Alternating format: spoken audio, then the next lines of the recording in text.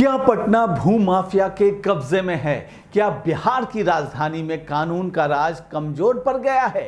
क्या अपराधियों का ऐसा सिंडिकेट बन चुका है जो सिर्फ 48 घंटे में करोड़ों की जमीन पर कब्जा कर लेते हैं? और अगर ऐसा है तो सवाल सिर्फ भूमाफिया पर नहीं, पूरे सिस्टम पर खड़ा होता है। आज बात उस खुलासे की जिसने राजधानी पटना की कानून व्यवस्था पर कई बड़े सवाल खड़े कर दिए हैं। पटना जहां बिहार पुलिस मुख्यालय है, यहीं डीजीपी का दफ्तर है, यहीं एडीजी, आईजी, एसएसपी और तमाम बड़े अफसर बैठते हैं, यानी पूरे बिहार की सुरक्षा का कमांड सेंटर। लेकिन सवाल यह है, अगर राजधानी में ही भूमाफिया का इतना संगठित नेटवर्क सक्रिय हो जाए तो फिर बाकी बिहार की स्थिति का अंदाजा कैसे लगाया जाए?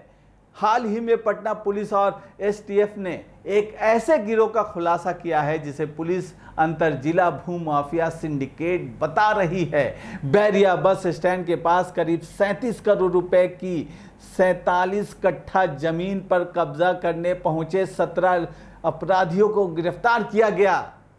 लेकिन गिरफ्तारी से भी ज्यादा चौंकाने वाली जो बात है, पुलिस की जांच में सामने आई है। यह कोई सामान्य जमीन विवाद नहीं था, यह एक संगठित ऑपरेशन था।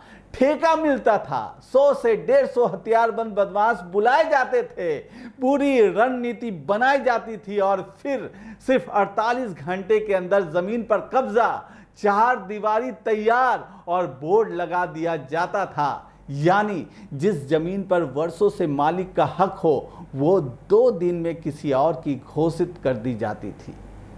अब जरा सोचिए, अगर ये दावा सही है तो आखिर 2 दिनों तक प्रशासन कहां रहता था? स्थानीय पुलिस को भनक क्यों नहीं लगती थी? राजस्व विभाग क्या कर रहा था?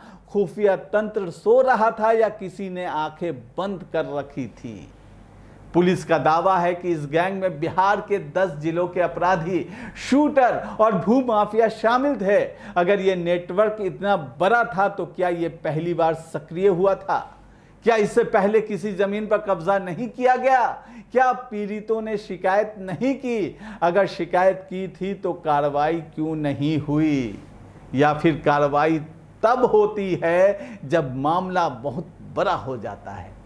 सबसे गंभीर सवाल, क्या पटना में जमीन पर कब्जा एक संगठित उद्योग बन चुका है जहां ठेका लिया जाता है, गुंडे उपलब्ध कराए जाते हैं, खाना पानी की व्यवस्था होती है, बाउंड्री वॉल बनाने वाले से पहले तैयार कर लिए जाते हैं और पूरा ऑपरेशन किसी कॉर्पोरेट प्रोजेक्ट की तरह चलता है?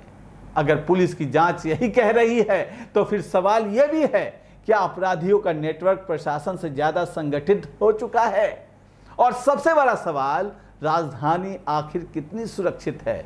जिस शहर में मुख्यमंत्री रहते हैं, जहां हाईकोर्ट है, जहां सचिवालय है, जहां पुलिस मुख्यालय है, अगर वहीं करोड़ों की जमीन पर कब्जा करने के लिए 100 से ज्यादा हथियारबंद लोग इकट्ठा हो सकते हैं, तो आम आदमी अपनी छोटी सी जमीन कैसे बचाएगा? क्या सिर्फ अदालतों के चक्कर लगाए या फिर भूमाफिया के सामने समझौता कर ले? यह मामला सिर्फ 17 गिरफ्तारियों का नहीं है, यह मामला उस व्यवस्था का है जिसमें अगर पुलिस का दावा सही माना जाए तो अपराधी पहले कब्जा करते हैं और सिस्टम बाद में पहुंचता है। अब जरूरत सिर्फ गिरफ्तारी की नहीं, जरूरत यह पता लगाने की है कि इस सिंडिकेट को संरक्षण कौन देता था, फंडिंग कहां से होती थी, किन लोगों ने जमीनों की पहचान करवाई, क्या इसमें सिर्फ अपराधी शामिल थे या सफेद पोश चेहरे भी पर्दे के पीछे मौजूद हैं? अगर यह नेटवर्क कई जिलों में फैला था तो इसकी जड़ें कितनी गहरी हैं?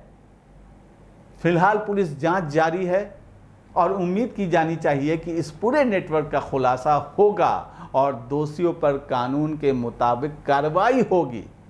लेकिन तब तक एक सवाल लगातार गूंजता रहेगा, क्या पटना में कानून का डर खत्म हो रहा है? क्या भूमाफिया कानून से आगे निकल चुके हैं? और सबसे बड़ा सवाल, क्या बिहार की राजधानी पटना भूमाफिया के निशाने पर है या उनके कब्जे की तरफ बढ़ रही है?